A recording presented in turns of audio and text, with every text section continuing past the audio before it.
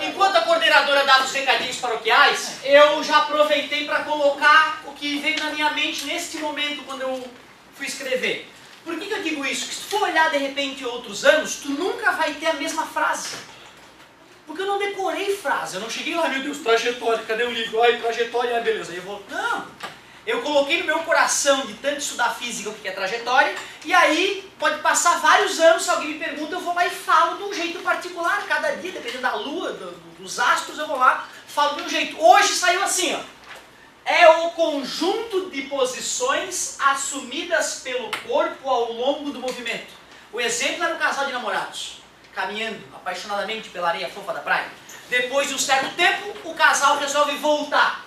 O caminho por onde eles passaram está marcado na areia fofa da praia. O nome desse caminho é simples assim. Me dá outro exemplo de trajetória da tua vida. Por onde o objeto passou? Por onde o objeto passou, me dá um exemplo assim prático na vida. Olha lá a trajetória. Jogar uma violinha de papel. Prancha? Falou prancha? Maria. Não? Zé Maria. Arco e flecha. Deixa... Beleza. João Arco e Maria. flecha. João e Maria, uma ótima... É um Falou. ótimo exemplo. Lembra da historinha de João e Maria, né? A freada do carro é um ótimo exemplo. O perito usa isso. Bateram. Não, a culpa foi dele. Não, a culpa foi dele. Aí chega um perito que vai fazer as contas e ver quem é realmente que está mentindo, quem é que está falando a verdade. Uma das coisas que o perito usa para saber de onde os carros vinham antes da batida é a marca dos pneus deixados pela freada no chão. Ótimo exemplo de trajetória. As linhas que dividem a estrada pode ser uma trajetória? Olha, digamos que foi a trajetória da máquina que pintou as linhas. Faz sentido? Né? A máquina teve que passar por ali, né? Mas faz sentido. Eu vou dizer o seguinte, o carro... gente que pinta. Olha, tem um primo meu, tá? Pode ser, quer ver? Eu vou te dar um exemplo que é verdade. Tem um primo meu, jamais... Uma coisa muito triste, cara, com a gurizada jovem, quando começa a andar de carro, é morrer. Né? Perdi muitos amigos. Tomam todas, saem de carro, puf. O pior não é quando o cara se mata sozinho. Mas se matou sozinho, tudo bem. Agora quando ele leva inocentes junto, né? Isso é muito terrível. Eu dormi no volante uma vez, 7 de janeiro de 2005, e me estourei no pedágio da SC401. Por sorte eu me destruí sozinho, não matei ninguém. Eu jamais me perdoaria se tivesse matado alguém naquele dia. Por sorte. Então, fica ligado. Vai perder alguns amigos com essa porcaria de carro. E é sempre por irresponsabilidade. No meu caso, eu estava piscando de sono, era só encostar no acostamento, dormir 15 minutos e continuar a minha vida normal. Eu fui, não vou dormir, não vou dormir. Dormi, acordei com o barulho da porrada. Um primo meu, antes disso me acontecer, ele falava, ele viajava muito, né? Ele falava, quando eu estou viajando de madrugada e estou com sono, eu boto meu carro no meio das tartarugas e vou. Porque aí se eu vou para um lado, passo nas tartarugas, eu acordo. Se eu vou para o outro lado, passo nas tartarugas, eu acordo. Sacou? Só nesse caso bizarro é que aquela linha vai ser a trajetória verdadeira do carro, entendeu? Porque eu estando do lado, a trajetória não é a real. A trajetória real está, né, um pouquinho afastada daquela linha. Mas eu gostei da tua ideia. Mas o meu carro, o Marcelo reclama que o meu carro deixa a trajetória na garagem. Vocês já viram o meu carro? O carro que eu venho para o trabalho é uma D20 velha. E aí fica pingando óleo. Vai pingando óleo e vai dizendo para onde é que eu passei, né? O Marcelo sempre pega no meu pé por causa disso. Mas é isso, se teu carro está vazando alguma coisa, como o meu, aí ele vai deixando um rastrinho por onde ele passa, é a trajetória. Um exemplo legal é do avião, já viu o avião? Fumacinha do avião? Certo? Aquela fumacinha, claro que aí o vento logo depois embaralha a trajetória, né? Mas logo que o avião passou, tu olha, veio de lá, olha lá a marquinha dele. É isso. Aliás, no quadro tem um ótimo exemplo de trajetória. O próprio giz, a marca que eu deixei no quadro denuncia a trajetória do giz quando estava encostado no quadro. Tudo bem para vocês? Tranquilo? Movimento, aliás, posição é absoluta ou relativa? Relativa. Movimento e repouso? Relativos, né? Lembra do giz na orelha? Lembra? Estar em movimento ou estar em repouso é algo que depende do... Então é relativo. E será que a trajetória de um corpo é absoluta ou é relativa? Absoluta. Ela é absoluta. Relativa, né? Ela é absoluta, depende do referencial. Será que as pessoas, ao olhar um objeto se movimentando, vão enxergar a mesma trajetória independentemente de onde elas olham? Não. Esse é o detalhe. Então tu deve saber que é relativo. Tem um exemplo bem interessante, ó, que é esse aqui, ó. Se eu pego o giz e largo ele, eu tenho a nítida sensação de que o giz simplesmente caiu para baixo, retinho. Ele estava do meu lado quando eu larguei ele, e depois que eu parei de largar ele, ele continua do meu lado. Porém, se tu for olhar atentamente daí, tu não enxerga o giz caindo reto. Tu enxerga o giz caindo assim, ó. Uma parábola. Certo? Então tu vê.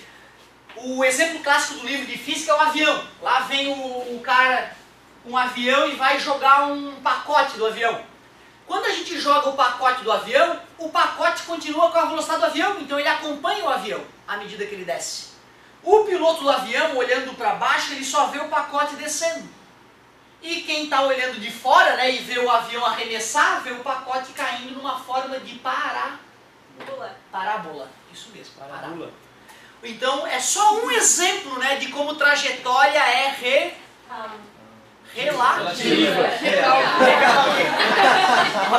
Tá ótimo, tá ótimo. Adorei a participação. Tem que errar mesmo. Ó, quer ver uma coisa bizarra? Aliás, agora eu lembrei, hein? Nós estávamos começando a falar dessa relatividade de movimento e repouso. E aí nós começamos a nos questionar.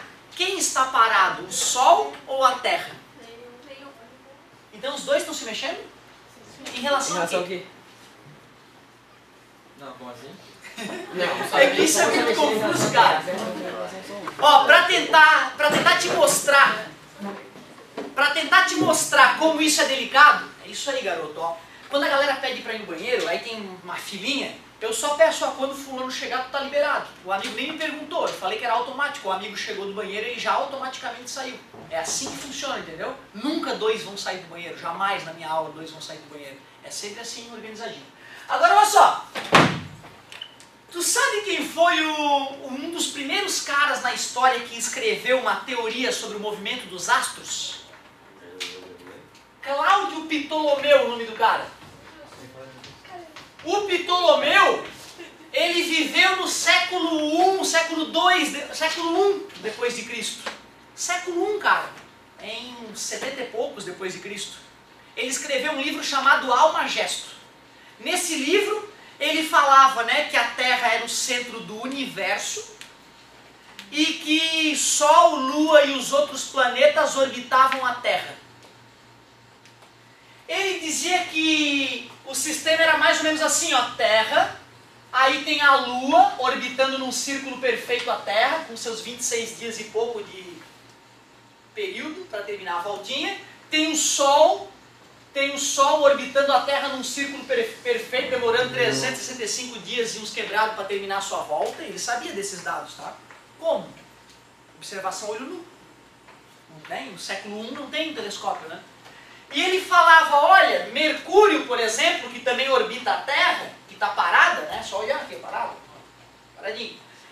Mercúrio orbita um ponto que gira em círculos em volta da Terra. E Mercúrio orbita circularmente esse ponto. Então é assim, ó, que Mercúrio passeia em volta da Terra. Que loucura! Chamava epiciclos essas voltinhas malucas aí que o planeta dava. Só tem um detalhe. Ele previa eclipse, o Ptolomeu. Ele falava, ó, dia tal vai dar eclipse lunar. E dava. Ele falava, dia tal Mercúrio vai estar ali no céu. E parava ali o Mercúrio.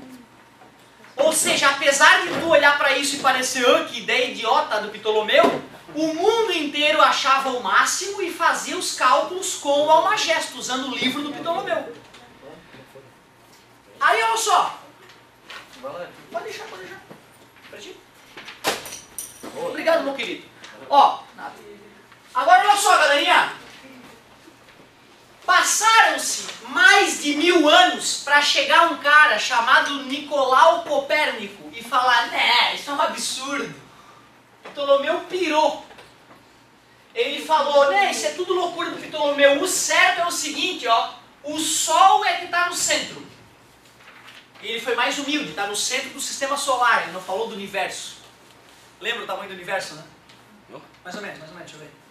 140 bilhões de galáxias, cada uma 100 milhões de estrelas, e cada estrela 4 planetinhas. Isso é uma média, tá, galera? Tem galáxias com 1 trilhão de sóis, estrelas, né? E tem galáxia pequena. Uma galáxia pequena tem 300 milhões de estrelas, a pequena. Por isso que a gente faz uma médiazinha. Se a gente contasse todas elas com 100 bilhões de estrelas, dá um número próximo da realidade. Olha o que o Copérnico falou para o mundo.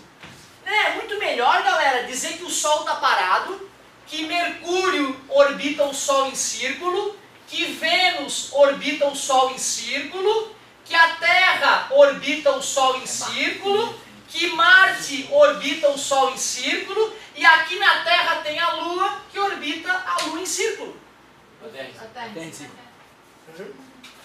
Terra, Lua. A Lua orbita a Terra, em círculo perfeito. No início, a galera... Peraí. Deixa eu ver se eu entendi, Copérnico. Deixa eu ver se eu entendi o que tu está me dizendo. Tu está me dizendo que a Terra está girando em volta daquela bolinha que é o Sol? Isso. Mas, Copérnico, fica aqui parado do meu lado. Tá vendo o Sol ali? Então, vamos esperar meia hora? Vamos esperar meia hora. Espera meia hora. Olha lá, Copérnico, agora o Sol está ali, ó. Tu tá vendo? A Terra está parada e o Sol se mexeu. Ele ria das pessoas que tinham essa dificuldade, né, de se transportar para outro lugar, né? Afinal, ele é de 1400 e pouco. 1400, não tinha computador, MSN, não tinha chegado aí. Então, em 1400 e pouco, ele falava para as pessoas: imagina que tu tá num barco, descendo um rio bem lentamente, e tu fecha os olhos.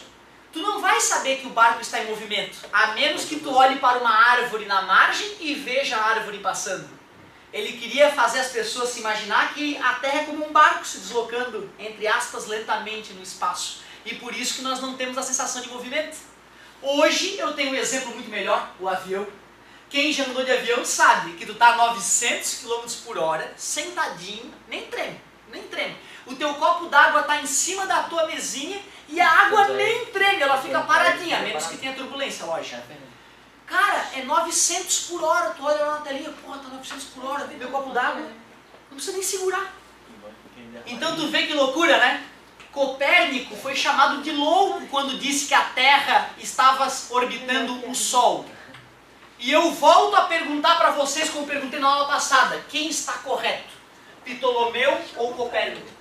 Os dois. Depende em relação a quem, por exemplo. É isso que é difícil tu digerir por causa da geografia que tu aprendeu, que o Sol é no centro, né? Então esquece. A professorinha só falou aquilo para as criancinhas porque é difícil mexer com referencial com criancinhas pequenas, entendeu? Às vezes o adulto não consegue perceber que se ele estiver na Lua, ele vai sentar a bunda dele na Lua, vai olhar uma bolinha azul passando. Oh, a Lua está parada. Oh, a Terra que se mexe. Tá entendendo o que eu estou te dizendo? E Deus não nos falou, olha, quem é que está parado em relação ao universo, ao espaço sideral? Até porque não dá para usar o espaço sideral como referencial, como antigamente alguns físicos queriam. Então, galera, não existe essa de a Terra estar andando em volta do Sol ou o Sol andando em volta da Terra. O que existe são diferentes referenciais. Aí, já vai. Aí, olha só, a galera gostava do Ptolomeu. Copérnico, o que Copérnico é? É doido, porque ele está dizendo que a Terra está a 100 mil km por hora em relação ao Sol. Isso é um absurdo, nós sabemos que a Terra está parada. Porém, fazer os cálculos de acordo com Ptolomeu era super difícil. Fazer os cálculos segundo a teoria do Copérnico era muito mais fácil e dava resultados parecidos. Aí a galera começou a pensar, esse Copérnico é bom. Ele é louco, mas ele é bom, vou usar as contas dele. Só para economizar a conta, entendeu? Continuaram pensando como Ptolomeu através da matemática do Copérnico, que era mais simples. Mas eu tenho que falar para vocês uma coisa que eu só vou poder continuar no final do ano. Os dois estão errados. Os dois estão errados. Kepler descobriu a verdade, mas eu não vou te contar agora. Não. Copérnico e Ptolomeu erraram. As aulas do passado. Digo mais, hein? Digo mais. Sabe por que eles usavam um círculo? Sabe por que eles usavam um círculo para descrever o movimento dos planetas? Porque círculo é a forma geométrica perfeita. Já escutaram essa frase? Círculo é a forma geométrica perfeita? Lembram disso? Por que que... Qual é a indicação de que círculo é uma forma geométrica divina? Alguém lembra? O que tem de divino na circunferência? Primeiro, onde é que os deuses moram? No céu. O que é que tem no céu? Dá exemplo. Nuvens. O que mais? Estrelas. As estrelas. Quem mais? Lua. Sol e lua. Qual é o formato do sol? Redondo. E a lua? Ah, então se está na morada dos deuses e é redonda, porque o redondo é perfeito, é divino. E aí, qualquer coisa redonda que tu pegar, pega o tamanho da circunferência, divide pelo tamanho do diâmetro e dá quanto?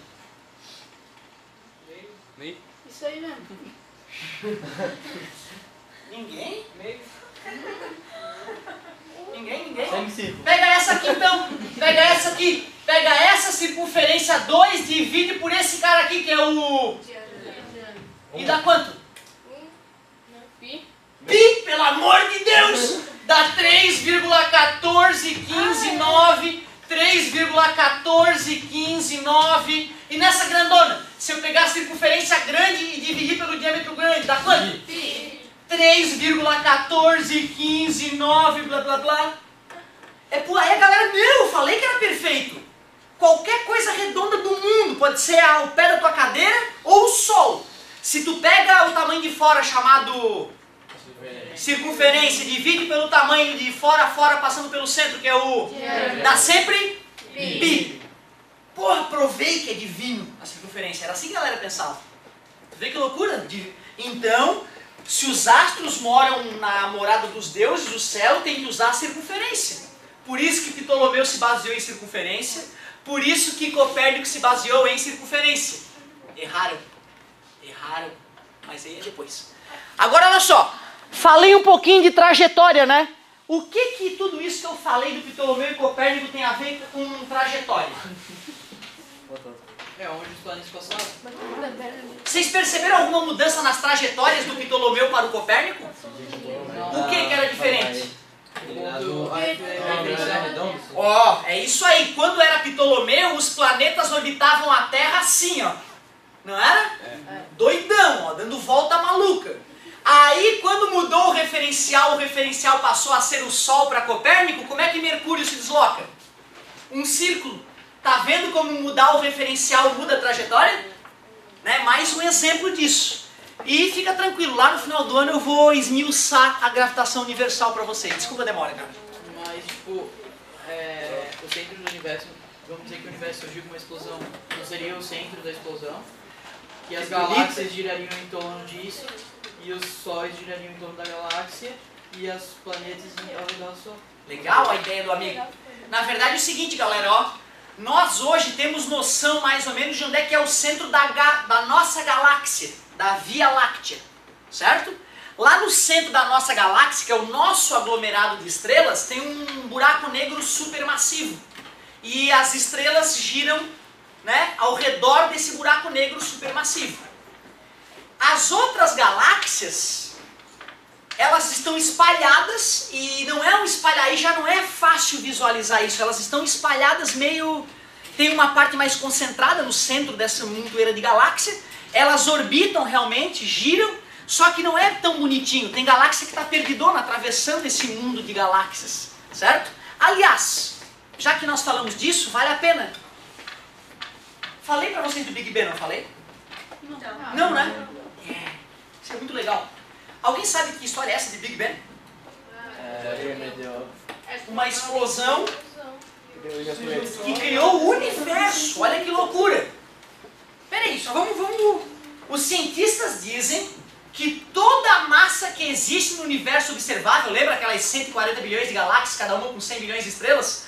Toda essa massa um dia esteve espremida num lugar muito pequeno, menor que uma bola de tênis, e por algum motivo que a gente não sabe, essa porcaria explodiu na explosão original que espalhou massa pelo universo. Eu te pergunto, tu consegue imaginar imaginar o Colégio Santa Catarina, o prédio, esmagado a ponto de ficar do tamanho dessa sala? Eu não vejo. Eu não vejo maneira de tu espremer o prédio de Santa Catarina e deixar o tamanho dessa sala. Tu consegue imaginar a nossa galáxia do tamanho dessa sala, espremida nessa sala? 100 milhões de sóis? Eu não vejo. Acho muito difícil Depois de acreditar uma nisso. vizinha dá pra tentar, entendeu? É possível. Agora, olha só. Eu pergunto a vocês uma coisa. Se a gente tirasse foto das galáxias, dia após dia, e percebesse o seguinte, ó. Oh, olha aqui aquela galáxia vizinha da Via Láctea. Agora ela está ali, ó. Amanhã ela já está ali. Mês que vem ela já está lá. Onde é que ela veio? Onde é que ela veio, essa galáxia? Deixa eu ver. Daqui, foi pra lá, pra... Ah, ela veio de lá! Tudo bem pra ti? Foi difícil? Então beleza, tá escalando na rua, tomou uma pedrada. Buf. Vai olhar pra lá pra saber o filho da mãe que deu a pedrada? Tu entendeu? Tomou uma pedrada daqui, tu, opa! Cadê o filho da mãe? Tudo bem? Tu vê isso aqui, ó. Tu vê isso aqui, ó. De onde é que veio a caneta? Veio de lá? Não, né? Veio de trás da apostila, tu não viu, tu só viu ela saindo da apostila. Mas alguém arremessou ela de trás da apostila, não é? Tá entendendo a ideia? Fotografa uma galáxia. Cadê meu giz? Ok. Fotografa uma galáxia. Fotografa ela amanhã. Depois de amanhã. Um mês depois. De onde é que ela veio? De lá. De lá. Deixa eu ver de onde. Oh, veio de lá. Fotografa outra galáxia. Fotografa. Oh, ela veio de lá. Tu sai fotografando as galáxias do universo. Todas aparentemente vêm de uma mesma região. Tu trata? Mas aí que tá. Tem a ver com a explosão. Galera, assim, ó, vamos esquecer o fundamental, que cada um falava uma coisinha errada e todo mundo... Porque já passou dessa fase, aí é muito criancice. Porque assim, eu vou errar, vocês todos vão errar, e se todo mundo ficar rindo de uma coisa idiota qualquer, e o cara falou certo, falou explosão, aí a galera ri do cara... Menos imaturidade, tá? Que isso me irrita um pouco. Fala, meu querido. Então, professor, você já parou pra pensar que talvez ali o centro dessa explosão fosse tipo aonde todos os buracos negros dão? Tô chegando com nisso. as galáxias? Tô chegando nisso. Aí agora olha só. Fotografa. Veio dali. Tudo bem? Com 70% das galáxias que nós acompanhamos a trajetória, se a gente vai lá no computador e risca de onde elas vieram, todas vieram de uma mesma região do universo. Opa, então peraí. Algo que parecia ridículo ou uma ideia idiota, tá bom, bum, explodiu e aí aconteceu as galáxias. Começa a ficar difícil de retrucar. Como é que tu vai retrucar? Pô, tu vê a galáxia aqui, vê ela ali, agora ela tá lá. Pô, ela veio de lá. E por que 70% das malditas galáxias vêm de uma mesma região? Começa a ficar mais palpável acreditar no Big Bang, né? Por que hoje o Big Bang é meio que considerado fato científico? Escuta o que eu vou te falar agora que nem eu acredito. Droga. Deixa eu ver. Tá escutando esse barulhinho? Tá escutando esse barulhinho? Sim. Dois caras que queriam fazer uma antena diferente aí para poder captar ondas de rádio. Fizeram uma puta de uma antena, conectaram nas máquinas deles. O problema é que eles apontavam para algum lugar para fazer uma transmissão, tinha um ruído no fundo. Apontavam para lá. Apontavam para lá. Pô, que merda essa antena que a gente fez, vamos ter que fazer de novo. Ah, não, deve ter curto-circuito em algum lugar. Analisaram. Acharam até que era cocô de pombo na antena, limparam a antena. Te juro, acharam que era cocô de pombo na antena, limparam a antena. Nada de resolver. Não conseguiram tirar o ruído. Foram num congresso. Um cara falando sobre o Big Bang. E aí ele falou, olha cara, se o Big Bang existiu de fato, o barulho dele tem que estar ecoando por aí, que foi uma puta de uma explosão, essa radiação vai para tudo que é lugar, reflete nos objetos e começa a voltar, e essa radiação tem que estar aí. Os caras da antena, ops, deixa eu verificar uma coisa. Esse barulhinho que tu está escutando ali, ó, 70% dele é o ruído do Big Bang. O barulho da explosão original do universo, que ocorreu há 13 bilhões de anos, até hoje é audível na faixa do micro-ondas. Ou seja, os caras gravaram o barulho da explosão original. Ou seja, aquela ideia que parecia altamente idiota do mundo ter surgido de uma explosão, foi confirmada por uma outra técnica totalmente diferente da trajetória das galáxias, que já nos avisava, olha, as galáxias vieram de lá. Alguma coisa pancadona aconteceu naquela porra daquele lugar. Tu vê que loucura, né, cara? É, então cuidado quando a gente acredita em bobagens e não acredita em fatos científicos. Eu tenho um professor de geografia, amigo meu, que acha que o homem não foi à Lua. Não, o homem não pode ter ido à Lua. Pelo amor de Deus, cara, tem 300 quilos de rocha lunar espalhada pelo planeta, sendo estudado pelos caras mais foda do mundo. O cara tirou pedaços da Lua e trouxe na nave, cara. E botou na mão dos caras mais ninjas do mundo. Como é que nós vamos enganar essas mentes todas? Como é que faz 1000 horas de filmagem na Lua? 1000 horas! Ah, o homem passou 1000 horas na Lua? Não, passou menos, mas tinha tanta câmera, tantos ângulos, tem mais de 1000 horas de filmagem. Então cuidado com esses programinhas de TV idiota. Cuidado com o que tu lê na internet, que tem muita merda por aí. Eu não vi esses dias, que eu adoro History, Discovery, né, Geo, eu adoro esses programas de ciência.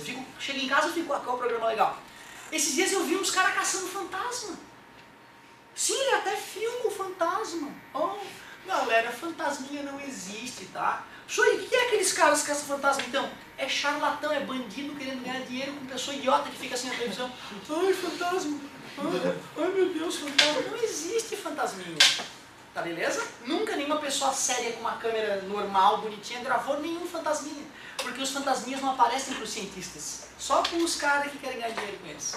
Tá beleza? Cuidado, tá, gente? Big Bang. Porra, que fato. Fato muito palpável esse do Big Bang.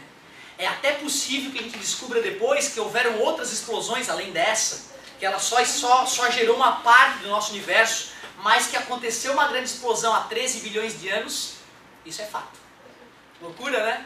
Que o homem foi à Lua, meu Deus, é fato mais que registrado.